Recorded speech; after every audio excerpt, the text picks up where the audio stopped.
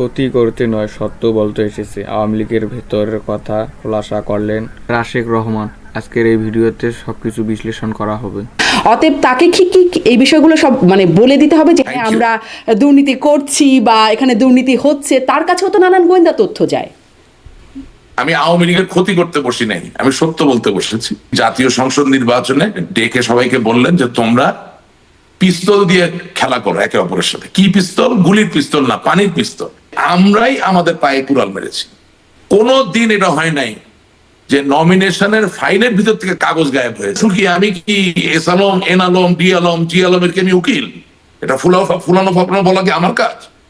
তো এই গার্ডসটুকু কি আপনি একটু দেখাবেন যে মনোনয়ন বোর্ডে কারা ছিলেন, আমরা সুনির্দিষ্ট হতে চাই। এবং এই যে আপনি আমাকে প্রশ্ন করতে, আমাকে কিন্তু আপনি আমাকে ঘামিয়ে দিচ্ছেন। This is a great skill. বহু লোক আমার সাথে কথা বলে আমাকে ইয়ে করতে পারে। তাহলে আমার কাছে বোধগম্য হয় না যে একটা পরিবার কিভাবে 7 ব্যাংকের মালিক হয়। প্রশ্রয় না পেলে, সরকারে আছেন আপনারা, প্রশ্রয় না পেলে কিভাবে এভাবে লক্ষ কোটি টাকা পাচার হয় না? চিন্তা করতে পারেন, বঙ্গবন্ধুর একটা মূর্তিতে একটা ছেলে পেশাব করে দিচ্ছে। এখন যেখানে থাকি, যে অবস্থায় থাকি, কি পরিমাণ ক্ষুব্ধ হবার পরে নিশ্চয়ই এরকম একটা অবস্থানে মানুষ যায়। নানান রকম ব্যর্থতা, অন্যায়গুলো নিয়ে আলোচনা হচ্ছে। আপনি কি বলতেছেন ভাই? আপনি কি এগুলো কিছু দেখেন না? আমার দলে সম্মেলন হইতো, দলের সম্মেলন হইতো, পুলিশ দ্বারা করে। একটি দুর্নীতির মামলা হয়েছে সাবেক প্রধানমন্ত্রী শেখ হাসিনার বিরুদ্ধেও, এবং তার পরিবারের বিরুদ্ধে দুর্নীতির অভিযোগ আসছে। রূপপুর পারমাণবিক বিদ্যুৎ কেন্দ্র সহকারে বিভিন্ন প্রকল্পে 80,000 কোটি টাকা দুর্নীতি একটা অভিযোগ উঠে। আমার গোয়েন্দা সংস্থা, ওনার কাজ কি ছিল? উনি কি কোথায় বৈশাখী মেলা হচ্ছে, বাতাসা খাচ্ছে, নাড়ু খাচ্ছে এই খবর দিবে, নাকি চক্রান্ত হচ্ছে এই খবর দিবে? তো উনি খবর দিলেন না কেন? এই আলোচনাটা আপনি কি জানেন যে আপনার দলের মধ্যে এখন এই সময় 5ই আগস্টের পরে এই আলোচনাটা হচ্ছে যে আমরা আসলে সংশোধিত হব, আমাদের দায়গুলো স্বীকার করব, ভুলগুলো স্বীকার করব? তবে একটা জিনিস পরিষ্কার করতে হবে, সেটা হচ্ছে জেন জি এবং মিলেনিয়াল যারা আছেন তাদের আবেদন করে এরকম নেতা ছাড়া আধুনিক রাজনীতি জানতে চাই, জানাতে চাই এই সময়ের পালস অফ পলিটিক্স। দুর্দণ্ড প্রতাপশালী আওয়ামী লীগ সরকারের পতন কেন হলো, সেই প্রশ্নের উত্তরে দলের সভানেত্রী শেখ হাসিনা থেকে শুরু করে শীর্ষ নেতারা বারবার বলেছেন চক্রান্ত, ষড়যন্ত্রের কথা। তবে কেন হলো এমন শোচনীয় পতন? কোন দোষে? কারা দায়ী? নির্বাচন থেকে শুরু করে অর্থ পাচারের মতো নানা ইস্যুতে অনিয়ম, দুর্নীতি, এমনকি সাবেক প্রধানমন্ত্রী এবং তার পরিবারের সদস্যদের দুর্নীতির অভিযোগ, এসব নিয়ে কথা বলতে আজ পালস অফ পলিটিক্সে আমার সাথে যুক্ত আছেন আওয়ামী লীগ নেতা রাশেক রহমান। রাশেক রহমান, আপনাকে স্বাগত জানাচ্ছি আমার আজকের পালস অফ পলিটিক্সে। আপনার সাথে যখন আমার এই অনুষ্ঠানটি করব বলে আলোচনা হচ্ছিল, তখনই আপনি বলছিলেন যে আপনি অনেক কিছু খোলামেলা বলবেন, অনেক রাগঢাক রেখেই আপনি রাগঢাক ছেড়ে আপনি কথা বলবেন। সেজন্যই এই প্রশ্নটি শুরুতে করা যে কেন প্রতাপশালী আওয়ামী লীগের এভাবে পতন হলো, এই পরিণতি হলো? আপনাকে ধন্যবাদ আপনার এই অনুষ্ঠানে আমাকে আমন্ত্রণ জানানোর জন্য। আর pulse of politics it's a very interesting name and it's a good name. তো এনিওয়েজ, আপনার অনুষ্ঠানে একটা সমাদৃতি আছে, কাটতি আছে। আমি অনেকদিন পরে হলো I am on screen and এবং দ্য ফ্যাক্ট যে you have given this opportunity, এর জন্য আপনাকে ধন্যবাদ। আচ্ছা দেখেন, আপনি যদি আমাকে এই প্রশ্ন করেন তাহলে আমাকে এইভাবে কথাটা বলতে হয়। প্রত্যেকটা মানুষের তো 2-3টা সত্তা থাকে। আপনি পরিবারে একরকম, রাজনীতিতে একরকম, আপনার বন্ধু বান্ধবের কাছে আবার আরেক রকম। তাহলে আমি যদি একেবারে স্ট্রিক্টলি রেজিমেন্টের জায়গা থেকে কথা বলি, তাহলে আপনার মতো আমাকেও প্রশ্ন করতে হয় যে আমরা তো সব ঠিকই চালাচ্ছিলাম, ঠিকই করছিলাম, তাহলে আমরা 5ই আগস্টের পরে নেই কেন? অর্থাৎ what I am trying to say, যে বাংলাদেশের রাজনীতিতে হিউমার, উইট, সার্কাজম, স্যাটায়ার এগুলো অনুপস্থিত প্রায় অবস্থায় আছে। সেই জায়গা থেকে বলতে হয় যে আমরা অর্থনীতি ভালো চালিয়েছি, আমাদের অর্থনৈতিক ব্যবস্থাপনা ভালো ছিল, আমাদের ব্যাংক ব্যবস্থাপনা ভালো ছিল, আমাদের আইন শৃঙ্খলা রক্ষাকারী বাহিনীর যে ব্যবস্থাপনা সেটাও ভালো ছিল, গোয়েন্দা সংস্থাগুলোর ব্যবস্থাপনা ভালো ছিল। সর্বোপরি রাজনৈতিক দলের যে ব্যবস্থাপনা সেটা কোনো ত্রুটিই ছিল না, যার দরুন কোন একটি গায়েবীয় কারণে 5ই আগস্টের পরে হঠাৎ আমরা নাই। এটা এই ন্যারেটিভটা আসলে আপনি কিভাবে ডিফেন্ড করবেন আমি জানি না, বা আমি কিভাবে ডিফেন্ড করবো আমি জানি না। তবে আমার কাছে মনে হয়েছে যে বাংলাদেশের জন্য সত্য বঙ্গবন্ধু, বাংলাদেশের স্বাধীনতার ইতিহাস, স্বাধিকার এর আন্দোলনের ইতিহাসের সাথে আরেকটি অনস্বীকার্য সত্য বাংলাদেশ আওয়ামী লীগ। দুঃখজনক হলো এ দুটি কিন্তু একটি ধারণা, এ দুটি কিন্তু একটি আদর্শ। এবং আজকে আমার বলতে একেবারেই কোনো দ্বিধা হচ্ছে না যে আমার মনে হয় জনমানুষের পাশে থাকার, জনমানুষের সাথে ভালোবাসার একটা নিবিড় সম্পর্ক স্থাপন করার যে পথ দেখিয়ে দেওয়া হয়েছিল সেটা থেকে আমরা অনেক দূর চলে গিয়েছিলাম বলেই আজকে 5ই আগস্টের পরে আমাদের এই অবস্থা। এবং আপনাকে একটা জিনিস সবসময় অনুধাবন করতে হবে যে সবসময় কিন্তু প্রাপ্তিতেই যে মুক্তি, প্রাপ্তিতেই যে সুখ, এটা কিন্তু নয়। আপনি $500 বিলিয়ন অর্থনীতি বানালেন, $600 বিলিয়ন অর্থনীতি বানালেন বলেই মানুষ আপনার প্রতি খুব অনুরক্ত হয়ে গেল, খুব খুশি হয়ে গেল, এবং সেখানে ক্ষোভের কোনো সঞ্চার হবে না, সেখানে উত্তেজনা তৈরি হবে না, সেখানে সংক্ষুব্ধ হওয়ার কোনো জায়গা থাকবে না। এই ধরনের চিন্তা করা বোধহয় খুব বালক সুলভ একটা চিন্তা ভাবনা। সুতরাং আমার কাছে মনে হয়েছে যে আমি আজকে সকালবেলা একটা লাইভ টক শো করেছি, আমার কাছে মনে হয়েছে যে অকপট স্বীকারোক্তিটা এমনই হওয়া উচিত যে আমরা আমাদের দলের তৃণমূল থেকে সকল পর্যায়ের মানুষের যদি আন্তরিক অংশগ্রহণ থাকতো 5ই আগস্ট বা জুলাই মাসের যে আন্দোলন সংগ্রাম সেটাকে মোকাবেলা করার অথবা আলিঙ্গন করার বা এটা সমাধান করার, তাহলে আজকে এই অবস্থা হতো না। আচ্ছা, আপনার এখন কাছে আপনি তাহলে যদি দুটো প্রশ্ন প্রশ্ন। করেন যে এক হচ্ছে আন্তরিক অংশগ্রহণ থাকলে এই অবস্থা হতো না, এটাতে আমি একটু পরে আসি। মানে তাহলে 5ই আগস্টে জি। সেই পরিস্থিতি মোকাবেলা করা যেত যদি আন্তরিক অংশগ্রহণ করে থাকতাম, যদি ভুল না বুঝি। কেন হলো না এই প্রশ্নটাতে পরে আসে। যেটি আগে একটু জানি, আপনি বলছেন যে জনমানুষ থেকে দূরে সরে গেছে, মানে সেটা কখন থেকে সরে গেল আওয়ামী লীগ? আপনি জনমানুষ থেকে দূরে সরে তার একদিনে যান না, এই পর্যায়ক্রমে এটা হয়েছে। আমি জানি না, এটার জন্য হয়তো অনেক মানুষ আমাকে ঘৃণা করবেন, গালিগালাজ দিবেন, কিন্তু যেটা সত্য সেটা তো বলতেই হবে। আমি কতগুলো জাজ্জল্যমান উদাহরণ দিতে পারি।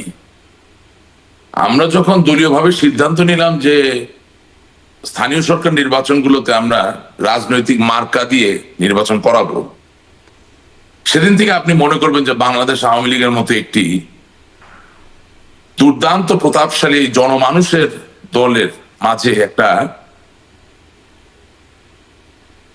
দগদগে ঘা, একটা বিভক্তি তৈরি হয়ে গেল।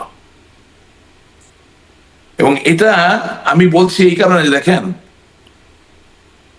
আওয়ামী লীগ এমন একটা দল, আমি অন্য দলের কথা বলতে পারি না কারণ আমি অন্য দল কোনোদিন করি নাই, আমি জন্মের পর থেকে আওয়ামী লীগ করছি। আওয়ামী লীগ এমন একটা দল যেখানে এমনও মানুষ আছেন যিনি বঙ্গবন্ধুর সময় থেকে রাজনীতি করছেন, তিনি বহু মন্ত্রী বহু এমপির থেকে ভালো রাজনীতি করছেন, এবং বহু এমপি বহু মন্ত্রী থেকে তার ত্যাগ বেশি।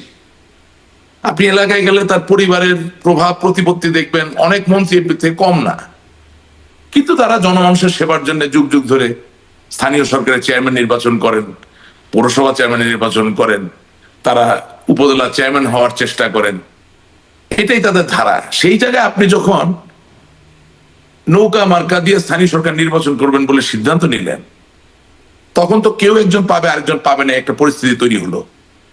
এবং বাংলাদেশের স্থানীয় সরকার নির্বাচনগুলো কিন্তু মহল্লায় মহল্লায়, পাড়ায় পাড়ায়, পরিবারে পরিবারে, ওয়ার্ড থেকে ওয়ার্ডে আঞ্চলিকতার ভিত্তির উপরও হয়ে থাকে। আপনি মানুষের একান্ত নিজস্ব একটা জিনিস এমন ভাবে রাজনৈতিক একটা ধারণা ঢোকানোর চেষ্টা করলেন, এটা ভুল না সঠিক সেটা নিয়ে বিতর্ক করা যাবে, কিন্তু আপনি কোনো রাজনৈতিক প্রস্তুতি ছাড়া, মানুষকে উজ্জীবিত না করে, মানুষকে মোটিভেট না করে, মানুষকে ওই জায়গার ওরিয়েন্টেশন না এনে আপনি হঠাৎ করে যে সিদ্ধান্ত দিয়ে দিলেন, তাতে যেটা হয়েছে অন্য দলগুলোর জানা ক্ষতি হয়েছে, তার থেকে আওয়ামী লীগ অনেক বেশি ক্ষতিগ্রস্ত হয়েছে। পুরো টেকনাফ থেকে তেতুলিয়া প্রত্যেকটা এলাকায় এই এক ইউনিয়ন পরিষদ নির্বাচনকে ঘিরে দল ধীরা বিভক্ত ধ্বংস, মানে একটা দুর্বল অবস্থায় চলে গেল। এবং তার থেকেও বড় কথা, আপনি 300 জন এমপির আমল নামা বাছাই করে 300 জনকে নমিনেশন দিবেন সংসদ সদস্য নির্বাচন করার জন্য, এটা যত সহজ, বাংলাদেশের মতো একটি দুর্নীতিতে জর্জরিত দেশে সেখানে আপনি 5,000-এর মতো ইউনিয়ন পরিষদ নির্বাচনে প্রায় 20,000 প্রার্থীকে যাচাই বাছাই করে কে আসলে নৌকা পাবেন এই সিদ্ধান্ত নিতে যাবেন, আর সেখানে দুর্নীতি হবে না, এটা তো আশা করা যায় না। আমি আজকে আপনাকে দ্ব্যর্থহীন কণ্ঠে বলতে চাই, এই স্থানীয় সরকার নির্বাচনে নমিনেশন প্রক্রিয়ায় যে নেতৃবৃন্দরা উপস্থিত ছিলেন তাদের কাউকে দিয়ে আপনি আগামী দিনে আওয়ামী লীগের জন্য কোন রাজনৈতিক আন্দোলন সংগঠিত করতে পারবেন মানে না। তারা দুর্নীতির সাথে জড়িত ছিলেন মনোনয়নের না, আমি কথা আমাকে একটু শেষ করতে দেবেন। করতে পারবেন না কেন? কারণ আমি মনে করছি জাতীয় নেতা রহিম সাহেব আমাকে নৌকা না দিয়ে আমার প্রতিপক্ষকে দিয়েছেন, সুতরাং আমি রহিম সাহেবের কথায় আমার জান প্রাণ কে নিবেদিত করে কোন আন্দোলনে নিজেকে আর নিয়োজিত করব না। আমি ইউনিয়ন পর্যায়ের একজন নেতা, আমি আমার জমি জমা বিক্রি করে 50 লাখ 60 লাখ টাকা দিয়ে নমিনেশন কেনার চেষ্টা করে নমিনেশন তো পাই নাই, বরঞ্চ আমার টাকাটাও মার গেছে।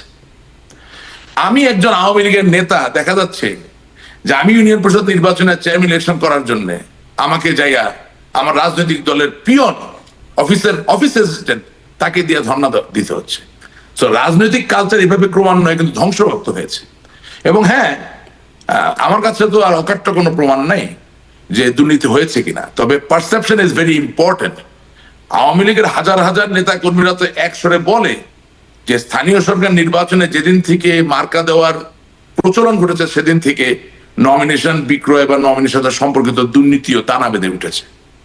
সুতরাং আমি আজকে সত্যকে অস্বীকার করতে পারি।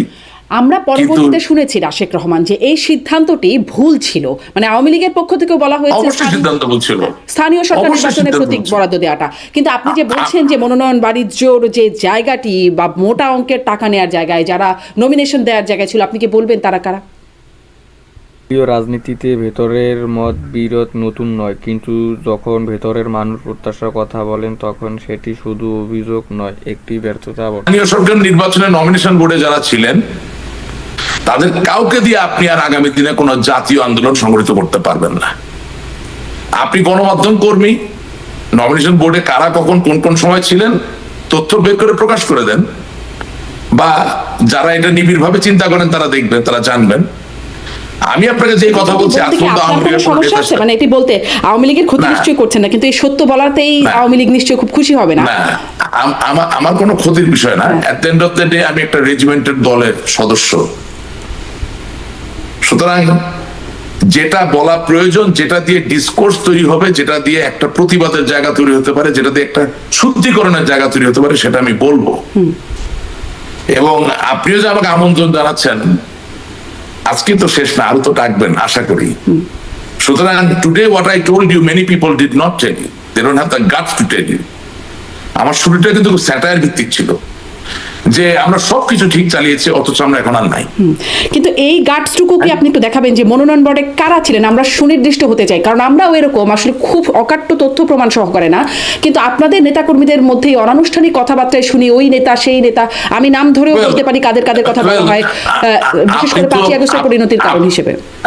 আপনি তো এক সময় একটা প্রতিষ্ঠান চ্যানেলে বাংলাদেশে কাজ করতেন, যেটার মালিক ডিবিসির মালিক আপনাদের 2জন বা 3জন বোধহয়, হ্যাঁ 2জন সাংবাদিক, সিনিয়র সাংবাদিক এবং সাংবাদিক নেতা, এবং আরেকজন একজন বিতর্কিত ব্যবসায়ী। তো তারা তো সরকারের সাথে খুব ঘনিষ্ঠভাবেই ছিলেন, তো তখন তো আপনারা জানতেন যে কারা এই কাজগুলো করছেন। তো আপনি আমাকে জিজ্ঞেস করছেন কেন 5ই আগস্ট, আমরা আসলে জানতাম না।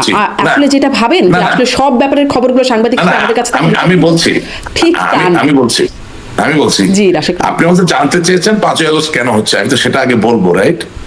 আমি ওটাই বলার চেষ্টা করছি যে 5ই আগস্টের আগে এই যে ঘটনাগুলো ঘটে গেল, যেখানে বাংলাদেশের স্বাধীনতার একটা অনস্বীকার্য দল, সেই দলের মাঝে এরকম একটা ভ্রষ্টাচার চলছে, অথচ সাংবাদিক থেকে শুরু করে কেউ যাদের গণতান্ত্রিক কাঠামো বজায় রাখায়, গণতান্ত্রিক ধারাবাহিকতা সুসংগত করার ক্ষেত্রে অনস্বীকার্য ভূমিকা আছে, তারা কেউ তাদের ভূমিকা পালন করেন নাই। তারা কেউ নাকি জানেন না কি হচ্ছিল, কি হয়েছে। That's what I am pointing at. নামে যাবো, কিন্তু আমি আপনাকে বলতে চাচ্ছি যে আমি যেমন বলি নাই, আমি যেমন বলতে পারি নাই, ঠিক একইভাবে আপনিও কিন্তু বলেন নাই বা বলতে পারেন নাই। কারণ আপনার যারা সিনিয়র যারা ছিলেন, যাদের নির্দেশনায় আপনি একটা জায়গায় কাজ করতেন, তারা কিন্তু রেগুলার আমি দেখতাম গণভবন যাচ্ছেন আসছেন। আমরা যেতাম না রাশেক রহমান, এই জন্যই আমরা আপনাদেরকে পেলে প্রশ্ন করার আমি কি সুযোগটা বলেছি দিতে শুনেননি চাই। আপনি যাদের নির্দেশনায় চলতেন, আমি কথাটা বলেছি, আমি জানি আমি কি বলছি। আমি ইরেসপন্সিবল কোনো কথা বলিনি, আমি আপনাকে পয়েন্ট করিনি। আমি বলতে চাচ্ছি আপনার যে টিভি চ্যানেল, সেই টিভি চ্যানেল মালিক পক্ষ দুজন সিনিয়র সাংবাদিক নেতা, তারা অন রেগুলার বেসিস খুবই ঘনিষ্ঠভাবে আওয়ামী লীগ সরকারের বিভিন্ন নেতৃবৃন্দ যারা এই নমিনেশন বাণিজ্যের সাথে যুক্ত ছিলেন তাদের সাথে সুনিবিড় সম্পর্ক রেখেছিলেন। ওনারা যেমন আপনাদেরকে দিয়ে বলাতে পারেননি, বলাতে চাননি, ঠিক একইভাবে আমিও বলতে পারিনি, এখনো বলতে পারছেন চাইনি। না। আপনি সেই দায় আমাকে দিতে পারেন। হ্যাঁ, এখনো সেটি পারবেন না। এটা গেল এক, এটা গেল এখনো এক। সেটি পারছেন না রাশেক দুই রহমান। নাম্বার, হ্যাঁ আছে 2 নাম্বার বলছি আপনাকে। 2 নাম্বার, আপনি এই স্থানীয় সরকার নির্বাচনে নমিনেশন প্রক্রিয়া শুরু করার পরে যখন এর ব্যাপ্তি আরো বাড়িয়ে দিলেন, মানে পৌরসভা থেকে শুরু করে একেবারে জেলা পরিষদ, উপজেলা নির্বাচন পর্যন্ত, তখন এই বিভক্তির জায়গাটা আরো গভীর হয়ে গেল। এবং সবশেষ কফিনে পেরেকটা আপনি মারলেন যখন আপনি একটি জাতীয় সংসদ নির্বাচনে ডেকে সবাইকে বললেন যে তোমরা পিস্তল দিয়ে খেলা করো একে অপরের সাথে। কি পিস্তল? গুলির পিস্তল না, পানির পিস্তল। তার মানে একজন নৌকা নিয়ে দাঁড়াও, আরেকজন অন্য কোনো মার্কা নিয়ে দাঁড়াও। যখন নিজ দলের ভিতরে সারা দেশে বিভিন্ন জায়গায় লোকজন দাঁড়িয়ে গেল, তখন যেটা হলো যে আওয়ামী লীগ ক্ষমতায় সত্য, কিন্তু ক্ষমতায় থাকার পরেও দেখা যাচ্ছে যেখানে নৌকা মার্কা জিতেছেন সেখানে নৌকা মার্কার লোক অন্য যে বিদ্রোহী প্রার্থী তার লোকদেরকে হামলা করছে, তার বিরুদ্ধে মামলা করছে, তাদেরকে নির্যাতন করছে, নিষ্পেষণ করছে। আবার যেখানে নৌকা মার্কা জিতে নাই, কিন্তু দেখা যাচ্ছে কেন্দ্রীয় রাজনীতির অনেকের বাতাসে বা প্রভাবে বা সুনজরের কারণে বা বিশেষ ব্যবস্থাপনার কারণে জিতে এসেছেন, তারা আবার জেতার পরে দেখা যাচ্ছে একেবারে বোনেফাইড আওয়ামী লীগের যে নেতা কর্মী তাদেরকে মামলা দিচ্ছেন, নিষ্পেষিত করছেন, নির্যাতিত করছেন। কোথাও কলেজের সভাপতি চেঞ্জ হচ্ছে, কোথাও স্কুলের সভাপতি চেঞ্জ হচ্ছে, কোথাও ফৌজদারি মামলা দায়ের করা হচ্ছে, কোথাও কারো দেখা যাচ্ছে টিসিবি ডিলারশিপ নিয়ে নেওয়া হচ্ছে, কোথাও কারো পানি, এমনকি সেচ করার পানির যে একটা অনুমতি, সেই সেচ যন্ত্র চালানোর অনুমতি কেড়ে নেওয়া হচ্ছে। আমি ছোট ছোট উদাহরণ দিচ্ছি। তো তার মানে যেটা হলো, আমি যেটা বলতে চাচ্ছি যে 5ই আগস্টের আন্দোলনের ন্যায্যতা বা ন্যায্যতায় যাওয়ার আগেও যেটা বলতে চাই, আবারও বলতে চাচ্ছি যে আমরাই আমাদের পায়ে কুড়াল মেরেছি। সাংগঠনিক ভাবে আমরা আমাদেরকে এতটাই দুর্বল জায়গায় নিয়ে গিয়েছিলাম, এতটাই সংক্ষুব্ধ হওয়ার জায়গায় নিয়ে গিয়েছিলাম, যে আমি এখনো বলছি আপনাকে যে 5ই আগস্টের চলমান যে আন্দোলন, সেই আন্দোলনে কোনোদিনও বাংলাদেশ আওয়ামী লীগের এই ধরনের পতন হওয়ার কথা নয়।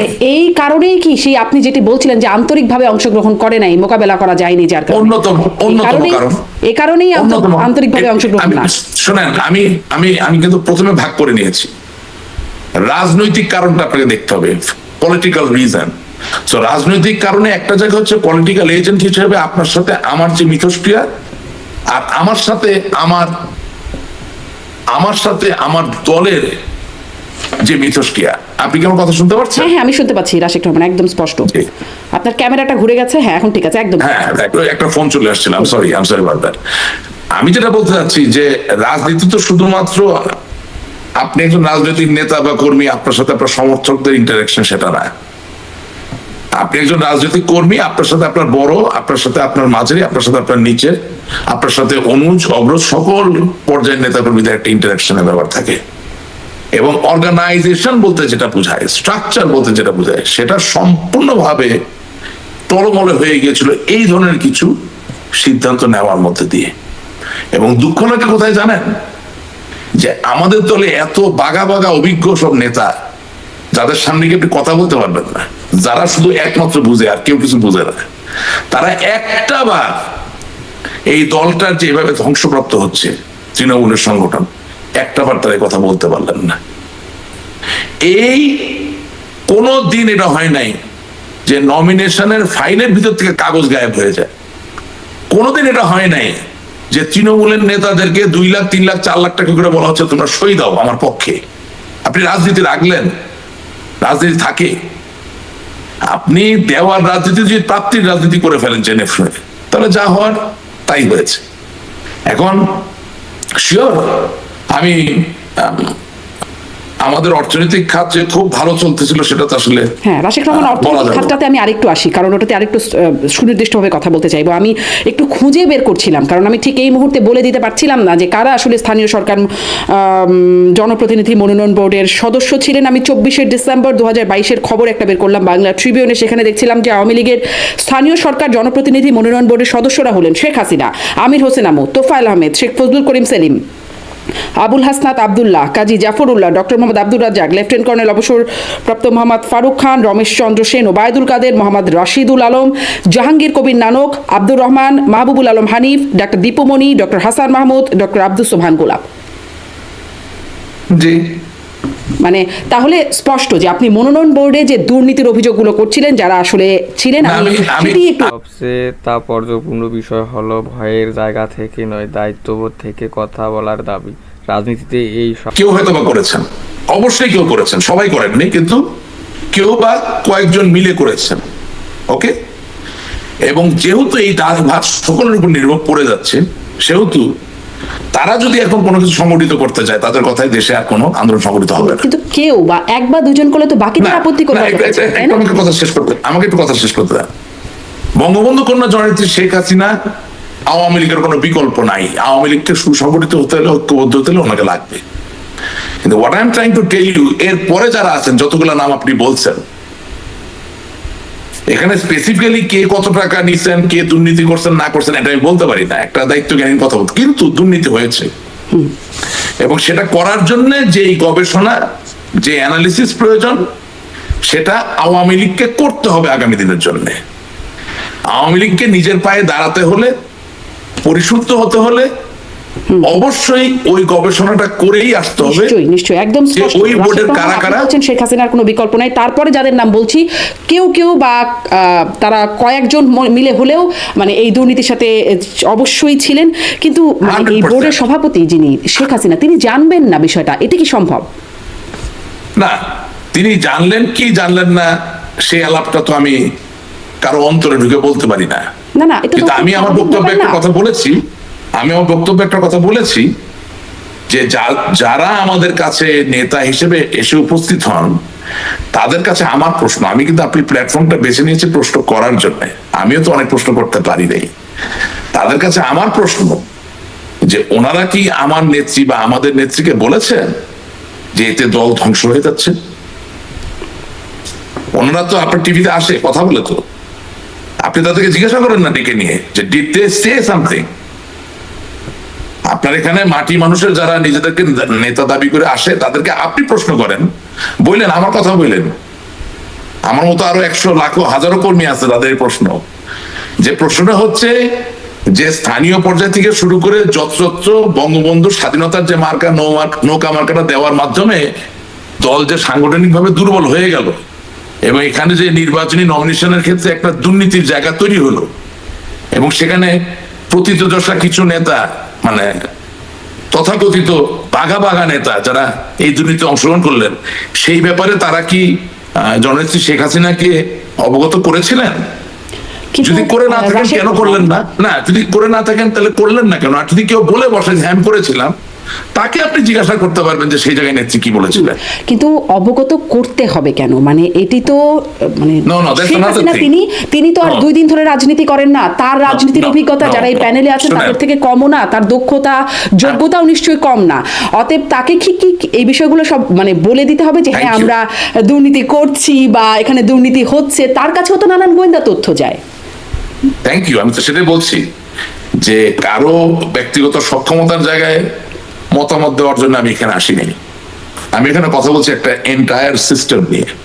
আমার দলে ওয়ার্ড কমিটি আছে, ইউনিয়ন কমিটি আছে, উপজেলা কমিটি আছে, জেলা কমিটি আছে, সেন্ট্রাল কমিটি আছে, হ্যাঁ, প্রেসিডিয়াম আছে, সবকিছু মিলিয়েই তো একটা সিস্টেম। আপনি যে প্রশ্ন করতেছেন এই প্রশ্ন অনেকে করে, কিন্তু আমাকে তো একটা ক্লাস নির্ভর দলের মাঝে থেকে তার রেজিমেন্টেশন মেনটেন করি আমার প্রশ্নগুলো করতে হবে। এবং সেই জায়গায় আপনি যদি আরো স্পেসিফিক হতে চান, সেই সহযোগিতাটা আপনাকে আমাদেরকে করতে হবে। সো আমি কিন্তু আপনাকে যথেষ্ট ammunition I have given you to go around and ask. আপনার বা আমি আজ পর্যন্ত 2000-এর উপর টকশো করছি, বিলিভ মি, আমি আজ পর্যন্ত আপনাদেরকে কোনোদিন কোনো ইউনিয়ন পর্যায়ে কোনো ত্যাগী নেতাকে নিয়ে টকশো করতে দেখি নাই। গণতন্ত্র বাঁচাবেন কোথা থেকে, উদ্ধার করবেন কোথেকে?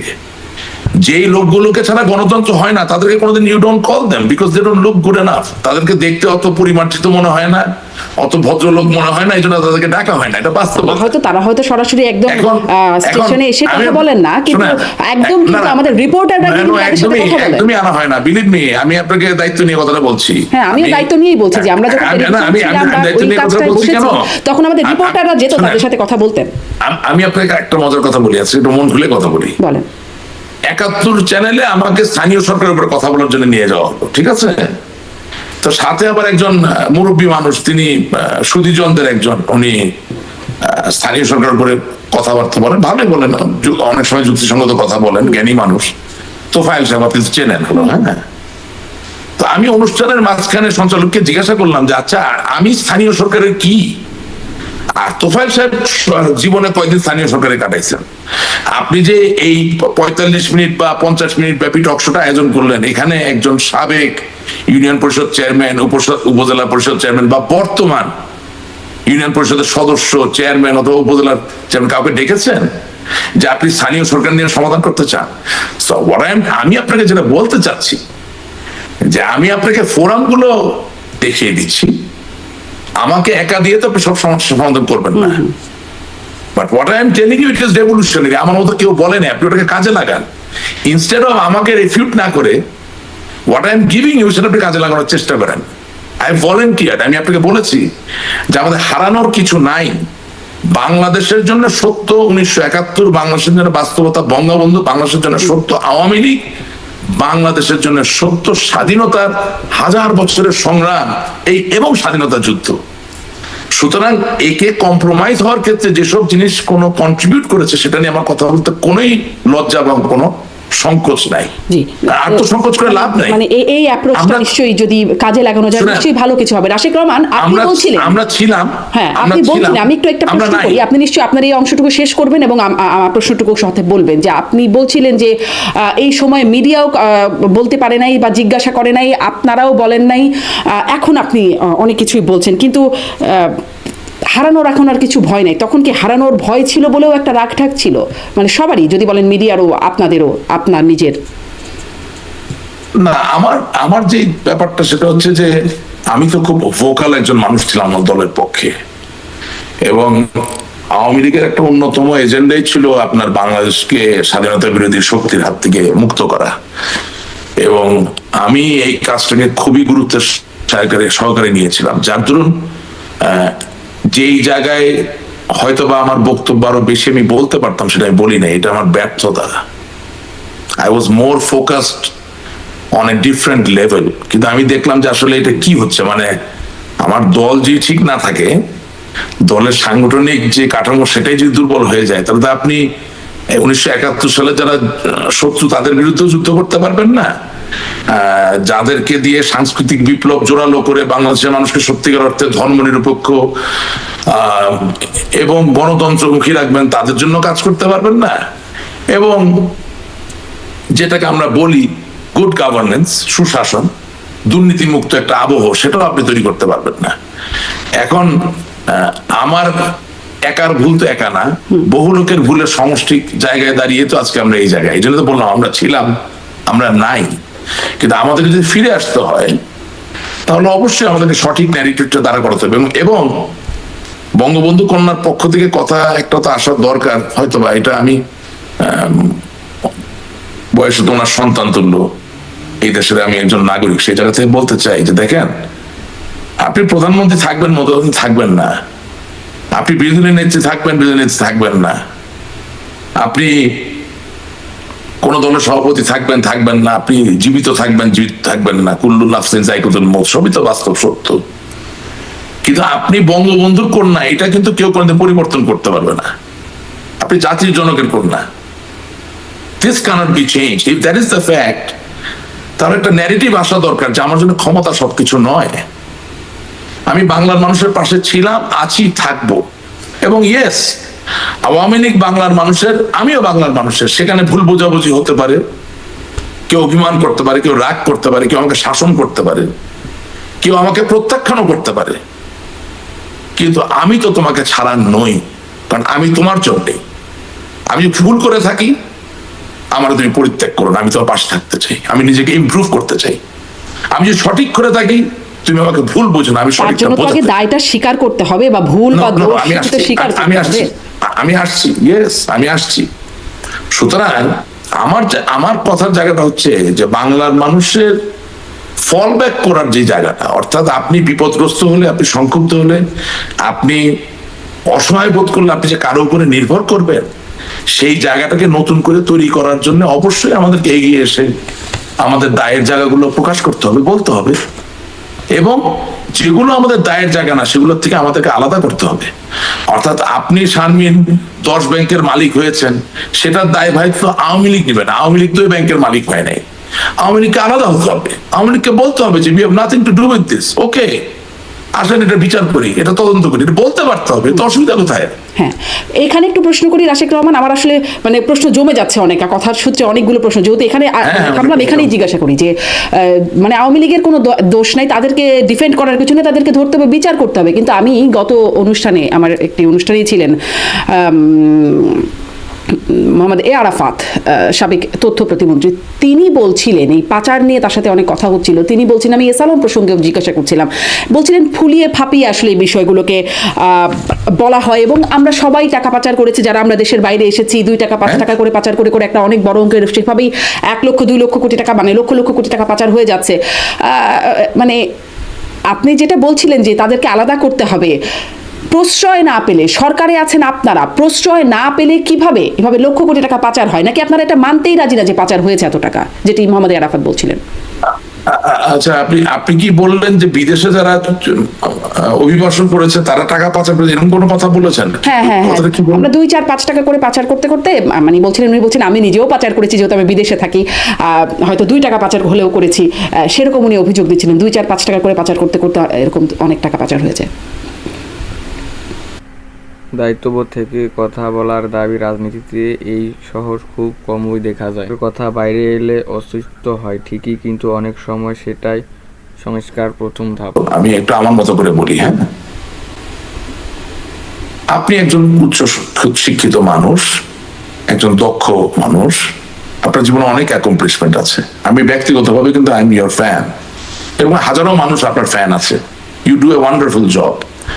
এবং এই যে আপনি আমাকে প্রশ্ন করতে, আমি কিন্তু, আপনি আমাকে ঘামিয়ে this is a great skill. বহু লোক আমার সাথে কথা বলে আমাকে ইয়ে করতে পারে না, সেই জায়গা থেকে বলতেছি, আপনার জার্নালিস্টিক স্কিল ব্যবহার করে যদি এখন ধরেন আপনি কানাডায় একটা ইমিগ্রেশন করার সুযোগ পান, অভিবাসনের সুযোগ পান, বা মার্কিন যুক্তরাষ্ট্রে যদি আপনি সুযোগ পান, আমি বলছি কথা, এবং আপনি চলে গেলেন, তাই না? তো এটা তো পাপ না, আপনি আমেরিকা চলে গেলেন। আচ্ছা, তো এখন বছরে আমার বাংলাদেশ ব্যাংকের নীতি হচ্ছে $12,000 বেশি আপনি নিতে পারবেন না, এটা নীতি, নিয়ম। অবশ্যই $12,001 নিলেও কিন্তু আপনি আইনের চোখে কাগজে কলমে দোষী হয়ে গেলেন। সেই জায়গায় তো আরাফাত সাহেব নিশ্চয়ই হয়তোবা সঠিক, কিন্তু ভাই আপনার বাবা মা আপনাকে সম্পদ দিয়ে গেছেন, আপনি তার বাংলাদেশে থাকবেন না, you have already left Bangladesh. এটা খুবই প্রাকৃতিক এবং খুব স্বাভাবিক যে আপনি আপনার সহায় সম্পদ বিক্রি করে এই অর্থ বাইরে নিয়ে যাবেন। এটা তত্ত্বগতভাবে অপরাধ হলেও পলিটিক্যালি কি আমি আপনাকে মানি লন্ডারের বলতে পারি? আমি কি আপনাকে অর্থ পাচারকারী বলতে পারি? অনেকের ভাই বোন আছে 40 বছর ধরে আমেরিকায় থাকে, ওখানে প্রকৌশল হিসেবে চাকরি করছে, সে হয়তো দেশে আর ফিরবেই না। তো তাইলে তার বাবা মা তাকে যে সম্পদ দিয়ে গেল, এগুলো উদাহরণ দিচ্ছি, সেই সম্পদের উপরে তো ওই ভাই বা বোনের যে অন্য সন্তানরা আসছে, ভবিষ্যৎ প্রজন্ম, তাদের অধিকার আছে। সুতরাং এটা লিকুইডেট হবে, এখান থেকে অর্থ ওখানে চলে যাবে, এটা স্বাভাবিক। কাগজে আপনি তারা সাজা দিতে পারেন, তর্ক বিতর্ক করার জন্য তাকেও আপনি অন্যতম একজন অর্থ পাচারকারী বলতে পারেন, কিন্তু পলিটিক্যালি এবং নৈতিকভাবে কি সে আসলে পাচারকারী? একদমই না। তাইলে আমার জায়গাটা তো সহজ, আপনি S Alam, D Alam, Z Alam, N Alam কত টাকা পাচার করছে, আমি তো অ্যাকাউন্টেন্ট না, সেটা আমি হিসাব করতে যাব না, কিন্তু আমি আওয়ামী লীগ একজন কর্মী হিসেবে বলবো উনি অর্থ পাচারকারী হলেন, বিচার করতে হবে। এই জায়গাটা কেন বলতে পারবো না? এটা কেন বলতে পারবো না? ফুলিয়ে ফাঁপিয়ে না শুকিয়ে আমি কি S Alam, N Alam, D Alam, G আলমের কি আমি উকিল? এটা ফুলানো ফাঁপানো বলা কি আমার কাজ? ইফ সামবডি ইজ এ পারপিট্রেটর, তার বিচার হবে, তার সাজা হবে, এটা বলতে পারেই তো একজন রাজনৈতিক কর্মী বা নেতার সত্যিকার শক্তি।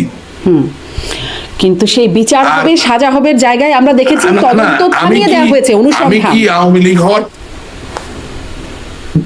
না, আচ্ছা ওটা যাচ্ছি, আপনি সব পাবেন ভাই, আপনি একটু ধৈর্য ধরতে হবে। ধরছি। আমি আওয়ামী লীগ করি, আওয়ামী লীগ করার শপথ নিয়েছি, আমি তো এস আলমের হওয়ার শপথ নেই। আর এস আলম বা ডি আলম বা এন আলম বা আমি এগুলো অনেকগুলো বলছি, কেন অনেকে আছে, একান্ত অনেকে আছে, আমি তো সবার নাম জানি না, মুখস্থ নাই। তারাও কি আওয়ামী লীগ হওয়ার শপথ নিয়েছে যে আমি এই দায় আমার ঘাড়ে নিতে যাব?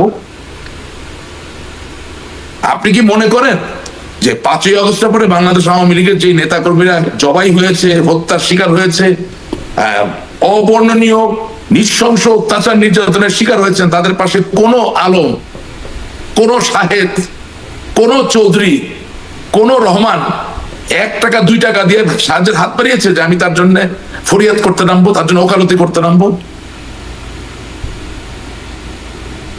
এমনকি যে শত শত উল্লেখযোগ্য নেতারা আজকে বিপদগ্রস্ত অবস্থায় আছেন, বাংলাদেশের বাইরে, বাংলাদেশের ভিতরে, বিভিন্ন জায়গায়, তাদেরকেও সহযোগিতা করার জন্য তাদের কি কোনো কি আছে যে আমি তার ওকালতি নিচ্ছি? This is absurd, this is absolutely absurd. এটা হতে পারে না। আওয়ামী লীগ একটি স্বতন্ত্র ধারা, একটি অদমনীয় ধারা। আওয়ামী লীগ 70 বছরের উপর সময় ধরে বাংলাদেশের মানুষের পাশে দাঁড়িয়ে আছে, সংগ্রামে, আন্দোলনে, প্রত্যেকটা মুহূর্তে। আমি কোন শিল্প গোষ্ঠীর দ্বারা এতই মোহিত হয়ে যাব যে আমি নিজেকে আলাদা করতে পারবো না। নো, টাইম ইনমেমোরিয়াল উই স্ট্যান্ড টল। এই ওকালতি বা এই মোহিত হয়ে যাওয়া, আপনার কথাগুলো ধার পার্টি অফ বঙ্গবন্ধু শেখ মুজিবুর রহমান। জি, রাশেক রহমান, আপনার কথাগুলো একটু ধার করি। ওকালতি বা এই মোহিত হয়ে যাওয়া, এগুলোর কি কারণ থাকতে পারে? সেখানেও কি কোনো ভাগাভাগি? এমনিতে তো আমি কারো কথা আমি তো জানি না কেন ওকালতি করতে হবে। I can't answer this question. All I can do is I can protest. আপনি আমাকে বললেন, আমি শুনে বললাম যেটা কেমন কথা, আমি কেন তার দায়? নিশ্চয়ই আপনি এটা বলতে পারেন যে মানে এরকম বিশাল অঙ্কের টাকা, 2 টাকা 5 টাকা না হয় চলে গেল, সেটা আপনারা দেখতে পেলেন না। বিশাল অঙ্কের টাকা যখন বেরিয়ে যাচ্ছে, সেটি আসলে সরকারের চোখের আড়ালে চলে যাচ্ছে, কেউ জানছে না, এমনটি তো নিশ্চয়ই না। শুনেন, আরেকটা কথা বলতে ভুলে গেছিলাম। বলেন। আপনি যখন বিদেশে অবস্থান করেন, আপনি তো আপনার অধিকারের সম্পদকে বিক্রি করে টাকা বাইরে নিয়ে যাচ্ছেন। যিনি আপনার অনাত্মীয়, অর্থাৎ বাংলাদেশ ব্যাংক, তিনি আপনার উপর একটা আইন দিয়েছেন যে এত বেশি নিলে এটা অর্থ পাচার হয়। এই তো আইনে আপনি দোষী, কিন্তু অধিকারে তো দোষী নয়। ওটা তো আপনার সম্পদ, আপনার বাবা মার সম্পদ, আপনার সম্পদ, রাইট? তো যারা নিজেরও সম্পদ না, অন্য মানুষের সম্পদকে নিজে মনে করে বাইরে নিয়ে যাচ্ছে, তার সাথে কি আপনার আর তার তুলনা হয়? কোনোভাবেই না। So I don't understand this. এবং তার থেকে বড় কথা কি, আমি আপনাকে ছোট একটা সিচুয়েশন ডিসক্রাইব করি। 1990 এর দশকে যখন মাইক্রোসফট, বিল গেটস এর নেতৃত্বে, তিনি তখন সিইও, যখন একটা একটা করে ছোট ছোট সফটওয়্যার ডেভেলপমেন্ট কোম্পানিকে কিনে ফেলতেছেন, অর্থাৎ যেই কিছু ডেভেলপ করে তারই তিনি কিনে ফেলে, তখন মার্কিন যুক্তরাষ্ট্রের অ্যান্টি ট্রাস্ট মার্জার ল নামে একটা আইনের অধীনে সুপ্রিম কোর্ট থেকে বিল গেটসকে এবং মাইক্রোসফটকে কোর্টে সমন করা হয়েছে।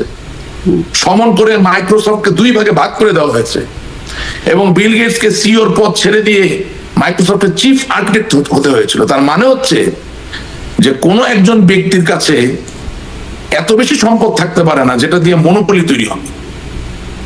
তো আমেরিকার মতো ফ্রি মার্কেট ইকোনমিতে যদি মাইক্রোসফটের মতো কোম্পানিকে 2 ভাগে ভাগ করা হয়, তাহলে আমার কাছে বোধগম্য হয় না যে একটা পরিবার কিভাবে 7 ব্যাংকের মালিক হয়। আমার কাছে বোধগম্য হয় না কিভাবে একটা ব্যক্তি 7 ব্যাংকের মালিক হয়, 4 ফিনান্সিয়াল ইনস্টিটিউশনের মালিক হয়। এটি কি বোধগম্য হয় আপনার কাছে? কার বা কাদের সহায়তায় তিনি এটি করে ফেলতে পারেন এবং ফেলে এটার না, এটা শুনেন, এটা কার না, এটা কাদের। শব্দটা কার না, কারণ এত বড় কর্মযোগ্য একজনকে দিয়ে হাসিল করা সম্ভব নয়। It's a syndicate. কাদের? সো আমি আপনাকে কথাগুলো বলছি এই কারণে যে আপনি যখন ভবিষ্যতে আরো অনেককেই ডাকবেন, অনেক কথাই বলবেন, আমাদের এই জায়গা থেকে জিজ্ঞেস করেন না তাদেরকে প্রশ্নগুলোকে, ফোকাস করে প্রশ্ন করেন, প্রশ্নের উত্তর দিতে পারবে কি পারবে না দেখেন। আমি কত টাকা পাচার হইলো এটা হিসাব করার জন্য আমি মোমবাতি জ্বালা হিসাব করতে বসছি। আমি তো রাজনৈতিক কর্মী, আমি মানুষের মনের কথা বুঝবো। আমার এলাকার মানুষ যদি মনে করে যে হ্যাঁ সত্যি টাকা পাচার হচ্ছে, সেটার পাশে আমাকে দাঁড়াতে হবে, এটাই বাস্তবতা। আমি কি প্রতিনিয়ত আমার দেশের জনগণের সাথে ঝগড়া করবো নাকি? আমি আপনাকে কি বললাম যে আজকে যদি আমরা বলি যে আমাদের ক্ষমতা মূল বিষয় নয়, আমরা বাংলার মানুষের পাশে ছিলাম, আছি, থাকবো। আপনি যতই মারেন, যতই কাটেন, আমি আপনার। আমি বললাম কালকের থেকে বাতাস চেঞ্জ হওয়া শুরু করবে। আমি আপনাকে আজকে সকালবেলা ইসমাইল সাহেব যে এটিএন করতে না, আপনাকে আজকে বলি, এটা হলো হিন্দু মহিলারা মাথায় সিঁদুর দেয় না, সিঁদুরের কম্পোজিশন হচ্ছে ট্রাইঅক্সি প্লামলাম, অর্থাৎ 3টা অক্সিজেন, একটা লেড, একটা সীসা মিলে সিঁদুরটা তৈরি হয়। কিন্তু এই যে লাল সিঁদুর দেওয়ার মানে কি? এটার মানে হচ্ছে যে আমার মস্তক ফেটে রক্তক্ষরণে আমি যদি মৃত্যুবরণ করি, তারপরও আমি আপনার। অর্থাৎ একজন স্ত্রী তার স্বামীর কাছে তার এটা প্লেজ, এটা হচ্ছে সিঁদুরের মানে। আপনি জানতেন কি জিনিসটা? না। সিঁদুরের সিম্বলিক মানে হচ্ছে মস্তক ফাটিয়া রক্তক্ষরণে আমি মৃত্যুবরণ করলো, আমি শেষ মুহূর্ত পর্যন্ত আপনার। That is the commitment of a wife to a husband. Awami League রক্তক্ষরণ হয়ে মৃত্যুবরণ করলো সে বাংলাদেশের মানুষের, দ্যাট ইজ দ্য কমিটমেন্ট। আপনি কালকে এই কমিটমেন্টের কথা বলেন, from day after tomorrow situation will be different. Rashek Rahman, এরকম অনেক কমিটমেন্টের কথা আমরা শুনেছি, কিন্তু সমস্যাটা হয় কমিটমেন্ট ভেঙে যায়, এবং সেটা আপনারা বা রাজনৈতিক দলের নেতাকর্মীরা স্বীকারও করেন না। এখন আপনি অনেকটাই যদিও বলছেন যে সেই বিষয়টা হচ্ছে ছিলাম, আছি, থাকবো, ছিলেন তো, থাকার ফলেই তো এই সমস্যাটা হয়েছে, তাই না? আপনারা থাকতে থাকতেই এত টাকা পাচার হয়েছে, আপনারা নির্বাচন ব্যবস্থার এই হাল হয়েছে। আমার কাছে মনে হচ্ছে একটু আপনি ভুল করলেন বা অন্যায় করলেন, কারণ আমার মনে আছে ডিবিসিতে আপনি আমাকে স্থানীয় সরকার নির্বাচনের উপর ডেকেছেন, প্রোগ্রামগুলো আছে, শুনে দেখবেন। তখন আমি একদম এই একই কথাগুলো বলেছি, কিন্তু তখন আমার এই কথাগুলো অনেক কথার পর ছাপিয়ে গিয়েছে। আপনি টাকা পাচারের কথা বলছেন, বাংলাদেশ ব্যাংকের সাবেক গভর্নর ডক্টর ফরাসউদ্দিন আওয়ামী লীগ ক্ষমতায় থাকা অবস্থায় যখন বললেন যে এই দেশে 10,000 টাকা ঋণ নিয়ে একজন কৃষক জেলে যায়, আর 10,000 কোটি টাকা পাচার করে সে কোনো খুবই ক্ষমতাধর ব্যক্তি বা ক্ষমতাধর ব্যক্তির বাসায় যাওয়া আসা করে, আমি নিজে হয় ডিবিসি পার সময় আমার মনে আছে পরিষ্কার ভাবে, তিনি আমার শিক্ষক, আমি তাকে সম্পূর্ণভাবে সমর্থন দিয়েছি। Please don't compare me with others, I know what I am talking about. আমি গতকালকে সাদা, আজকে লাল, আপনাকে নিশ্চয়ই সবুজ না।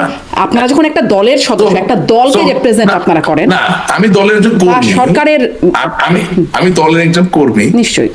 হ্যাঁ, আমি দলের একজন কর্মী, আমার দায়িত্ব আমার দ্বারা কোনো মানুষের অনিষ্ট না হওয়া, সেটা আমি করার সর্বাত্মক চেষ্টা করেছি।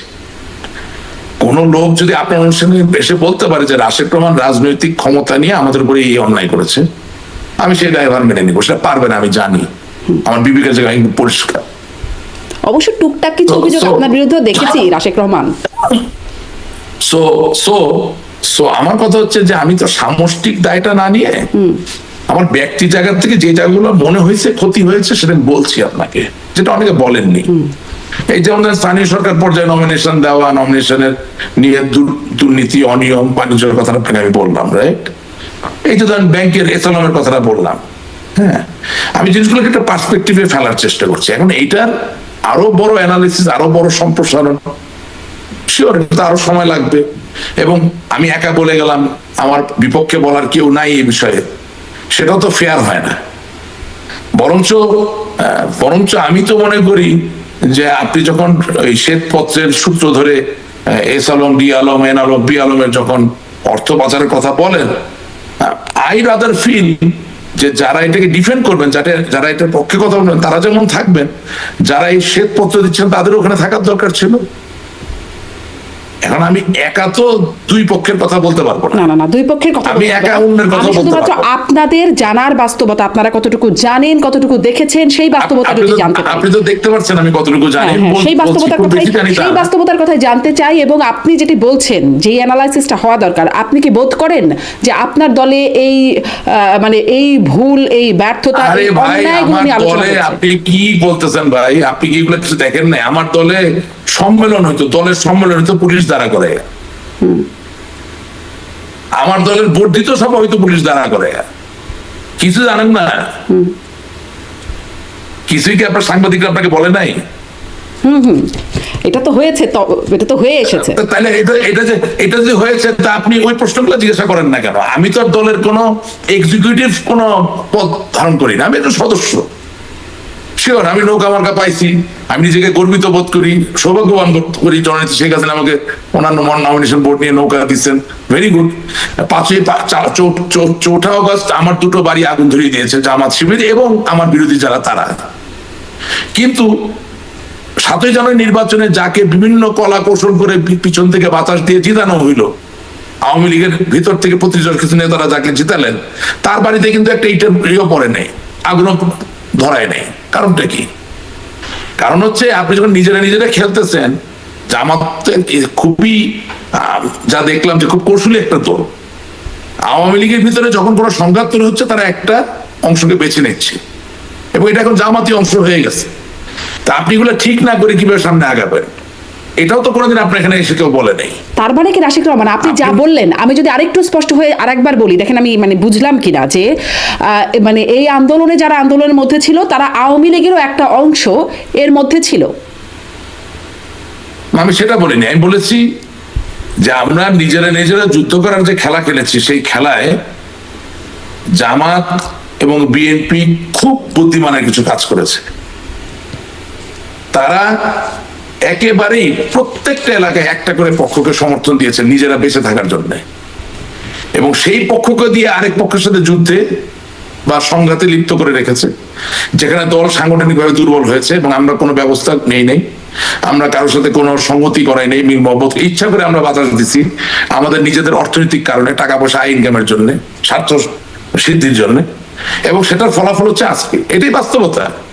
এবং আপনি মনে রাখবেন যে 7ই জানুয়ারির নির্বাচনের আগে ডিসি অফিসে গিয়ে আমি পরিষ্কার ভাবে সময় টিভি সহ, 71 টিভি সহ, আপনার টিভি চ্যানেল ছিল, প্রত্যেক জায়গায় একেবারে লাইভে বলেছি যে আমরা জামাত বিএনপির ফাঁদে পা দিলাম এবং এর ফলাফল খুবই খারাপ হবে।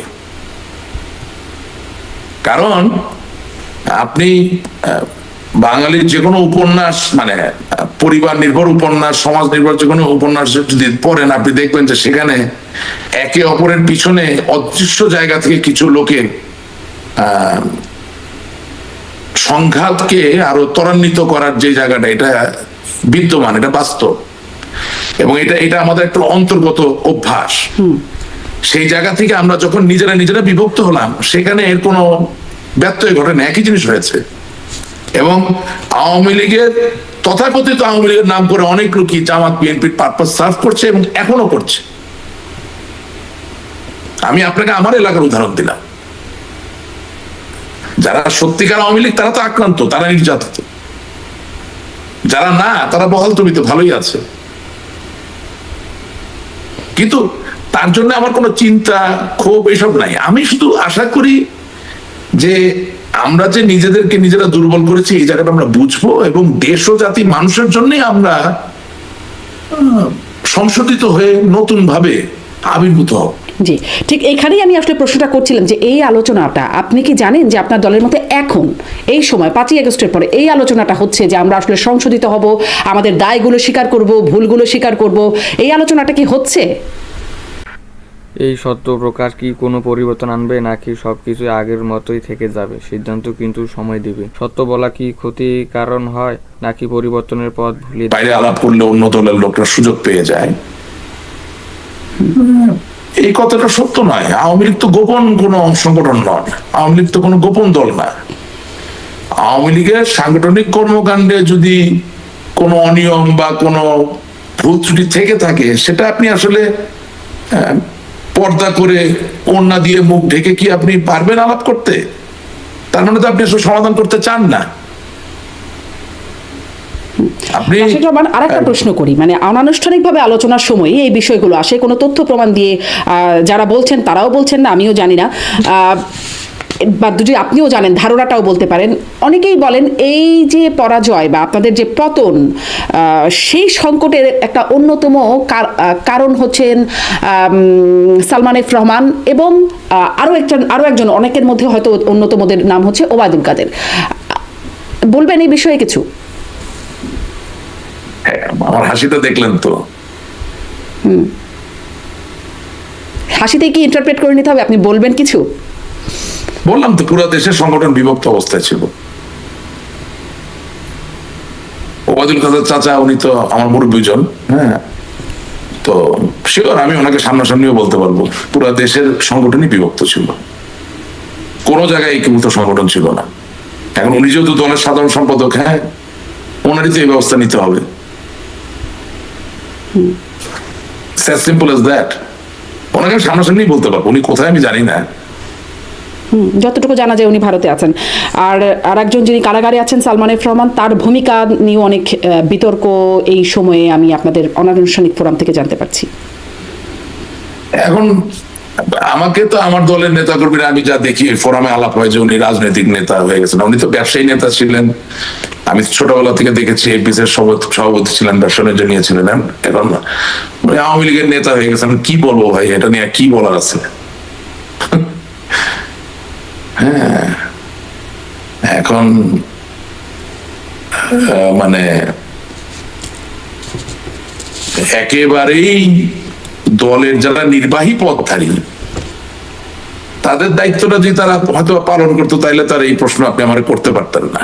আমার জন্য তো এটা বিড়ম্বনার প্রশ্ন। কি বলবো বলেন? একদিকে তারা আমার পিতৃতুল্য বয়সের, আমাকে স্নেহ হয়তো বা করে, সবই ঠিক আছে, কিন্তু এখন ডাক্তার যদি হঠাৎ করে এসে বলে আমি স্টেজে দাঁড়ায় শাড়ি পরে নাচবো, আর আপনিও তালি দিয়ে বলেন নাচেন না একটু, তো নাচ দেখতে পারবেন কিন্তু খুব ভালো মানের নাচ তো হবে না। এখন যিনি বিজ্ঞানী, উদ্ভিদবিদ, একটা কথা বলছি, তিনি এসে বলেন যে আমি গাড়ি কিভাবে তৈরি হয় এটার উপরে একটা লেকচার, নিশ্চয়ই উনি লেকচারটা দিতেই পারবেন বইটই পড়ে, কিন্তু খুব উন্নত মানের টার্সারি লেভেলের লেকচার তো হবে না। আমরা সেই কাজগুলো তো করে ফেলছি, এবং মেধার তো কোনো বিকল্প নাই। আপনি মনে করেন 5ই আগস্টের পরে এই পর্যন্ত অবস্থায় মেধা কোথায়? আমাদের মেধাবী সন্তানেরা কোথায়? মেধার ছড়া কোথায়? আমি তো দেখতে পাচ্ছি না। এবং সবচেয়ে বড় কথা, আজকে সকালেও বলেছি, আবারও বলছি, সারা জীবন বলবো, আপনাকেও বলি, সেটা হচ্ছে হাতে যে আমরা ঘড়ি পরি, এখন তো স্মার্ট ওয়াচ হয়ে গেছে। ব্যাটারি চালিত ঘড়ির প্রযুক্তির নাম ছিল কোয়ার্টজ। জ্বালানি দ্বারা চালিত গাড়ির যে ইঞ্জিন, সেটার যে প্রযুক্তি, তার নাম হচ্ছে কম্বাসশন। আমরা নাসা বা ইলন মাস্কের যে রকেটকে দেখি মহাকাশ ভেদ করে চলে যেতে, তার যে প্রযুক্তি ব্যবহার করা হয় তাকে পরিচালিত করা যায়, তাকে বলা হয় প্রপালশন। এই 3 যদি সত্য হয়ে থাকে, তাহলে রাজনীতিকে পরিচালিত করার সবচেয়ে বড় প্রযুক্তির নাম হচ্ছে লাভ, ভালোবাসা। এই ভালোবাসার অনুপস্থিতি অবশ্যই আমাদের রাজনীতিতে ছিল, অবশ্যই ছিল। আমরা অনেক কাজ করেছি, কোনো সন্দেহ নাই, কিন্তু ভালোবাসা মাখানো আলিঙ্গন বা ঘাড়ে হাত দিয়ে মাথায় হাত দিয়ে একটা মানুষকে সংঘবদ্ধ করা, কাছে টেনে নিয়ে আসা, ছোটখাটো ফুলচুটিকে ছাপিয়ে দিয়ে আপনার পাশে মানুষকে দাঁড়া করানোর যে জায়গায় কোনো বিকল্প হয় না। আপনি 303 machine gun, sub machine gun, rocket launcher, tank, যুদ্ধ বিমান দিয়ে কোনোদিন দেশ স্বাধীন করতে পারতেন না। ভালোবাসা দিয়ে দেশ স্বাধীন হয়েছে, এটাই বাস্তবতা। হাতে আপনার অস্ত্র থাকতে পারে, হাতে আপনার গ্রেনেড থাকতে পারে, কিন্তু আপনি দেশ, জাতি, মাতৃকা, আপনার মা বোনের সম্ভ্রম রক্ষা করার জন্য যুদ্ধ করছেন, জান দিচ্ছেন, প্রাণ দিচ্ছেন, কারণ আপনি দেশকে ভালোবাসছেন, আপনি বঙ্গবন্ধুকে ভালোবাসছেন, আপনি একটা স্বাধীন দেশের দেখানো স্বপ্নে বিশ্বাস করছেন। ভালোবাসার কোনো বিকল্প নাই। রাশিদ রহমান ভালোবাসার অভাব ছিল আপনি বলছেন, এবং অন্যদিকে একটা দুর্নীতির প্রাচুর্যও ছিল। সেখান থেকে আমরা হঠাৎ করে আবেগ স্বপ্ন বিবর্জিত রাজনৈতিক চর্চায় চলে গিয়েছিল, এবং এটা বলতে গেলে আমার চোখে পানি আসে, আমি নিজেকে ধরে রাখবো। আপনি মনে করেন এই আন্দোলনটা একটা চক্রান্ত ছিল? অবশ্যই চক্রান্ত ছিল। একটা লোভনীয় জায়গা যেখানে ক্ষমতায় গেলে অর্থ বানানো যায়, ক্ষমতার দাপট দেখানো যায়, সেখানে যাওয়ার জন্য অবশ্যই মানুষ চক্রান্ত করবে। চক্রান্ত ছিল, এটা নিয়ে কোনো তর্ক বিতর্ক নাই। কিন্তু আজকে বাংলাদেশের যে কোনো জায়গায় আপনি যে একটা মোটা স্পেকট্রামে ছবি তোলেন, বেশিরভাগ ছেলে মেয়ে যারা ওই আন্দোলনে গিয়েছিল বা দূর থেকে সমর্থন দিয়েছিল, জেনে বুঝে না জেনে, এখন তো অনেকে পস্তাচ্ছে যে ভাই কি করলাম। তাদের বয়সের স্পেকট্রাম যদি হিসাবে নেন, তাহলে তাদের বয়স তো 15 বছর আগে ছিল 10 থেকে 15। তারা 1971 সালে স্বাধীনতা যুদ্ধ দেখে নাই, বঙ্গবন্ধুকে তো দেখেনি নাই। তারা তো মেজর জেনারেল জিয়াউর রহমানকে দেখে নাই, খালেদা জিয়ারে দেখে নাই, তারেক জিয়ারে দেখে নাই, তারা মতিউর রহমান নিজামীকে দেখে নাই, গোলাম আজমকে দেখে নাই। তারা শুধু দেখছে আমাদেরকে 15 বছর। আপনি চিন্তা করতে পারেন, বঙ্গবন্ধুর একটা মূর্তিতে একটা ছেলে পেশাব করে দিচ্ছে, হাজার হাজার শত শত ভিডিও ক্লিপ। আপনি চিন্তা করতে পারেন, এটা কি আমার সফলতা? আওয়ামী লীগ ক্ষমতায় না থাকতে পারে।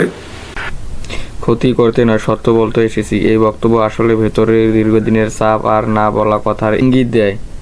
এই সত্য কথাটা গভীরে লুকানো ছিল। প্রমাণ করছেন, তার মানে আমি কি শিখাইলাম 15 বছর ধরে? আপনাকে যদি পৃথিবীর কোন লোক আমেরিকায় বসে বলে যে শারমিন, আপনি তো একজন প্রতিষ্ঠা সাংবাদিক, জার্নালিস্ট, আপনি হোস্ট করেন বিভিন্ন প্রোগ্রাম, আপনি আমার সাথে কফি খেতে খেতে আপনার দেশের স্বাধীনতার গল্পটা একটু আপনি বলেন, কোন উপায় আছে বঙ্গবন্ধুর নাম না বলে গল্প বলার? তাহলে তখন যদি আপনি নিজেকে একবার চোখ বন্ধ করে প্রশ্ন করেন যে আমারে যে এই স্বাধীনতা দিয়ে গেল, ভালো মন্দ দুটো হওয়ারই, আমারে যে স্বাধীনতা দিয়ে গেল প্রাচুর্যময় সম্পদশালী হওয়ার, আমি তারে দিনে দুপুরে অপমান করতেছি। আমি তাহলে কি শিখাইলাম? What was my assignment? What did I do? How am I successful? আমি খুব মনের আবেগের কষ্টের জায়গা থেকে বলছি, বুঝছেন? অনেক কিছু মনে হয় যে খুব দামি দামি শার্ট প্যান্ট পরে আছি, মানুষের মনের কথা আমরা শুনি, জানি। কি শিখাইলাম আর এখন কি যেখানে পরিমাণ থাকি, যে বিরক্ত অবস্থায় বা থাকি, কি পরিমাণ ক্ষুব্ধ হবার পরে নিশ্চয়ই এরকম একটা অবস্থানে মানুষ যায় নানান রকম। না বিরক্ত ক্ষুব্ধ না, আমরা তো শিখাতে পারি নাই ভাই। আপনি ওই যে বললাম যে আপনি ভালোবাসার রাজনীতি ছাড়া তো আপনি কোনো কিছু ঠিক মতো শোনেন, মানে ড্রিল মেশিন ব্যবহার করে কেন? আপনি ভালো মতো একটা জায়গায় তো প্রস্তুত করে একটা জিনিসকে ওখানে লাগাবেন, তাই না? আপনাকে তো একটা কাজকে খুব মন দিয়ে করতে হবে। আপনার একটা শিক্ষামন্ত্রী ছিল, এটা বলতে তো অসুবিধা নেই, ওনার খুব সমস্যা, মানে আমার নানা তো সিলেটের মন্ত্রী ছিলেন, আমার বাবাও আমেরিকার মন্ত্রী ছিলেন, 5 বার এমপি ছিলেন। তো নুরুল ইসলাম নাহিদ সাহেব খুব খাতির করতেন আমার আব্বারে, দেখলাম সিলেটের জামাই খুব আদর করতেন, ভালো এমনি ভদ্র মানুষ। আপনি তার দায়িত্ব দিয়েছেন বাংলাদেশের, সে বাংলাদেশের শিক্ষামন্ত্রী। তার একটু জিজ্ঞেস করেন তো বাংলাদেশের মানে শিক্ষায় বিপ্লব ঘটনার কি করছে সে? আপনার আমি বললাম না যে গ্রেনেড দিয়ে তো যুদ্ধ করে জিততে পারবেন না। প্রচন্ড বরং প্রশ্ন, যদি মানুষের ভালোবাসা না থাকে, কমিটমেন্ট না থাকে, যদি মানুষকে এম্পাওয়ার না করা যায়, আপনি তারা যতই অস্ত্র দেন আপনি কিন্তু জিতবেন না। ঠিক আছে? তো আপনি তো প্রতিনিয়ত দারিদ্র্যের সাথে যুদ্ধ করছেন, আপনি প্রতিনিয়ত যেটাকে বলে কুসংস্কারের বিরুদ্ধে যুদ্ধ করছেন, আপনি প্রতিনিয়ত বিভিন্ন সনাতন চিন্তা ভাবনা যেগুলো আসলে মানুষের জন্য ভালো নয় সেটার বিরুদ্ধে যুদ্ধ করছেন। শুধু তাই না, 1971 সালে যাদেরকে আপনি হারিয়ে পরাজিত করে জয়ী দেশ, জয়ী বাংলাদেশ হিসেবে আবির্ভূত হয়েছেন, সেই লুকিয়ে থাকা শত্রুগুলোর বিরুদ্ধে যুদ্ধ করছেন। সেই যুদ্ধের সবচেয়ে বড় হাতিয়ারটা ছিল শিক্ষা। আপনি যদি 10 বছর বয়সের একটা বাচ্চাকে সত্যি ভালোবাসার জায়গা তৈরি করে দিতে পারেন, যে বঙ্গবন্ধুর নেতৃত্বে দেশটা স্বাধীন হয়েছে, জাতীয় চার নেতা ছিলেন, আরো অনেক সাহসী মানুষেরা ছিলেন, লক্ষ মানুষের আত্মত্যাগ, লক্ষ মা বোনের স্বপ্ন, যে সত্যিকারের করতে শেখাতে পারেন, তাহলে এই ঘটনা তো ঘটতে পারে না। আর তার থেকেও মারাত্মক কথা আপনাকে একটা বলতে চাই, যে এত বড় চক্রান্ত হয়েছে। আমি বলছি চক্রান্ত নিয়ে কোনো ডিবেট নেই, নিশ্চয়ই চক্রান্ত ছিল, আছে, থাকবে। কিন্তু তাইলে আমার গোয়েন্দা সংস্থা, ওনার কাজ কি ছিল? উনি কি কোথায় বৈশাখী মেলা হচ্ছে, বাতাসা খাচ্ছে, নাড়ু খাচ্ছে এই খবর দিবে, নাকি চক্রান্ত হচ্ছে এই খবর দিবে? তো উনি খবর দিলেন না কেন? তাইলে আমার গোয়েন্দা সংস্থার দায়িত্বে কারা ছিলেন এই প্রশ্ন করতে হবে। 1 2 নাম্বার, বঙ্গবন্ধু শেখ মুজিবুর রহমান একেবারেই আগরতলা ষড়যন্ত্র বাংলার সময় থেকে প্রমাণ করে দিয়েছেন বাঙালির কাছে যে একটা রাজনৈতিক দল সত্যিকার অর্থে যদি সক্ষম অবস্থায় থাকে তাহলে কোনো অংশে সে কোনো গোয়েন্দা সংস্থার থেকে কম না। সে বাংলাদেশের যে কোনো জায়গায় ঘটে যাওয়া যে কোনো ঘটনা সম্বন্ধে জানবে এবং ব্যবস্থা নিতে পারবে। আপনি বিভিন্ন ওই সময়কার যে প্রাসঙ্গিক বইগুলো পড়লে দেখবেন যে বঙ্গবন্ধু প্রতিনিয়ত 1971 সালে কখন কতজন সৈন্য আসতেছে, কোন অফিসার আসতেছেন সব খবর পাচ্ছিলেন। সেটা তার পাকিস্তান সেনাবাহিনীর গোয়েন্দা সংস্থা দিচ্ছিল না, বা পাকিস্তান পুলিশ বাহিনীর গোয়েন্দা সংস্থা, সেটা বাংলাদেশের পূর্ব পাকিস্তানের আওয়ামী লীগের নেতাকর্মীরা বিভিন্ন জায়গায় সংঘবদ্ধ অবস্থায়, ঐক্যবদ্ধ অবস্থায়, নিবেদিত অবস্থায় ছিলেন। তারা ছোট ছোট খবর নিয়ে নিয়ে সংঘবদ্ধ ঐক্যবদ্ধ নিবেদিত অবস্থায় না থাকবার কারণে 75-এর মতো ঘটনাও তো ঘটে গেল। সো 5ই আগস্টের সময় এত বড় চক্রান্ত হলো, তাহলে আমার দলের এই যে ইন্টেলিজেন্স, এই যে গোয়েন্দার যে একটা সক্ষমতা, সেটা কি ছিল? যেহেতু আমি দায়িত্বে ছিলাম না, আমি বলতে পারি না, কিন্তু বলতে পারি যে ইন্টেলিজেন্স ফেলিয়ার হয়েছে। তা আমি সব যদি ভালো চালাই তাহলে ফেলিয়ারটা হলো কিভাবে? জি, আর একটু সরাসরি দু একটা প্রশ্নে আসি, শেষের দিকে চলে আসছি, একটু আসি যে নানান রকম দুর্নীতি অনিয়মের বিষয়ে তো কথা আপনিও বলছেন। একদম মানে দেখছিলাম প্রথম একটি দুর্নীতির মামলা হয়েছে সাবেক প্রধানমন্ত্রী শেখ হাসিনার বিরুদ্ধেও, এবং তার পরিবারের বিরুদ্ধে দুর্নীতির অভিযোগ আসছে। রূপপুর পারমাণবিক বিদ্যুৎ কেন্দ্র সহকারে বিভিন্ন প্রকল্পে 80,000 কোটি টাকা দুর্নীতির একটা অভিযোগ উঠছে, এবং প্রাথমিক সত্যতা পেয়েছে বলে দুর্নীতি দমন কমিশনের বরাত গণমাধ্যমে সেই খবরগুলো আসছে। এই প্রসঙ্গে আপনি কি বলবেন? তার যে মানে শেখ হাসিনার বোন শেখ রেহানা, তার মেয়ে টিউলিপ সিদ্দিক, যিনি ব্রিটিশ এমপি এবং মন্ত্রী, তিনিও, তার বিরুদ্ধে অনেক অভিযোগ। যুক্তরাজ্যেও তার একটা পরিণাম বা একটা বহিষ্কারের দিকে এগিয়ে যাচ্ছে, প্রক্রিয়া একটা চলছে, অভিযোগ উঠছে। এই বিষয়ে আপনি কি বলবেন? আচ্ছা, আসলে একটু আমাকে এভাবে আসতে হবে, যেটা সততার শক্তি একটু বলতে হবে। হ্যাঁ, আমার বাবা জনাব এইচ.এন. আশিকুর রহমান বাংলাদেশ আওয়ামী লীগের গত 32 বছর ধরে কোষাধ্যক্ষ, এবং আপনি জানেন যে 1/11-এর সময় বাংলাদেশ আওয়ামী লীগ তথা বাংলাদেশ আওয়ামী লীগের সভানেত্রীকে দলীয় হিসাব নিকাশকে কেন্দ্র করে কোন রকম কোনো মামলা বা অভিযোগ কেউ দিতে পারেন নাই। এবং তখন প্রথম আলো সহ অনেক বড় বড় পত্রিকায় সপক্ষে লিখেছেন যে এটা একটা আশ্চর্য ব্যাপার যে চারিদিকে এত অভিযোগ এত কিছু, কিন্তু দলীয় ফোরামে এত কোটি কোটি টাকার চাঁদা বা দলের যে সম্পদ ব্যবস্থাপনা সবকিছু থাকার পরেও এখানে কোনো অভিযোগের কোনো সুযোগ নাই। এবং পরিলক্ষিত হয় যে এই যে 5ই আগস্টের পরও এখনো নির্বাচন কমিশন, দুদক বা সরকারের কোনো এজেন্সি বাংলাদেশ আওয়ামী লীগের হিসাব নিকাশ রাখার ক্ষেত্রে কোন রকম কোনো অভিযোগ তুলতে পারেন নাই, ইনশাল্লাহ পারবেন না। এটা আমি বলছি এই কারণে যে দলের হিসাব যেমন একেবারে পুঙ্খানুপুঙ্খভাবে ঠিক আছে, জননেত্রী শেখ হাসিনার ব্যক্তিগত হিসাবও কিন্তু একেবারেই পুঙ্খানুপুঙ্খভাবে ঠিক আছে।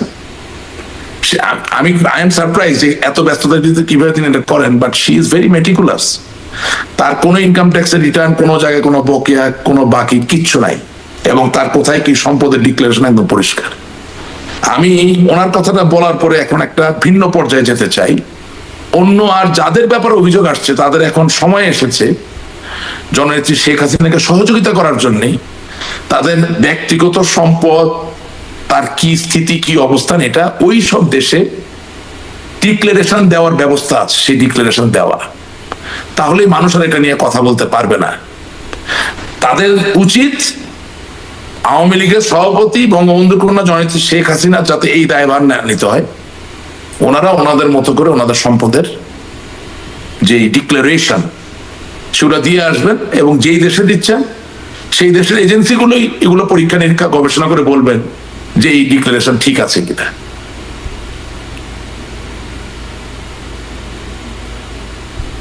আপনাকে ধন্যবাদ। জি, টিউলিপ সিদ্দিকের বক্তব্য দেখা যাচ্ছে যে তিনি বলছেন যে তদন্ত হোক এবং প্রকৃত বিষয়টা উঠে আসুক। তিনিও এই বিষয়টি বলছেন, কিন্তু আমাদের দেশের যে তথ্য আসছে গণমাধ্যমে তাতে আসলে নানান রকম অভিযোগ এসেই যাচ্ছে। দেখা যাক এই বিষয়গুলো আসলে কোথায় যায় তখন। এখন ভাই আমাদের জন্য তো গর্বের বিষয় ছিল যে একজন বাঙালি জাতির বাঙালি মেয়ে, বঙ্গবন্ধুর নাতনি, 7 সমুদ্র 13 নদীর ওপারে এমপি হচ্ছেন, মন্ত্রী হচ্ছেন, একটা ভালো লাগা প্রাপ্তি অর্জনের জায়গা ছিল। এখন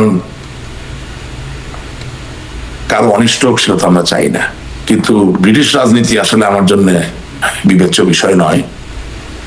আর 2 নাম্বার হলো যে আমি শুধু একটা কথাই আপনার অনুষ্ঠানের শেষে বলতে চাই, বাঙালি জাতির মানুষ খুব নরম মনের মানুষ। আমার পরিবারই তো আমার সাথে রাগ করবে, আমাকে শাসন করবে, আমার সাথে ঝগড়া করবে, কিন্তু এই যে আমার হাত, এই হাতটা প্রসারিত করে আমি হাতটা ধরে যদি বলতে পারি একবার, I want to serve you, আমি আপনার সাথে থাকতে চাই, আমি বিশ্বাস করি কেউ আমাদেরকে ফেলে দেবে না।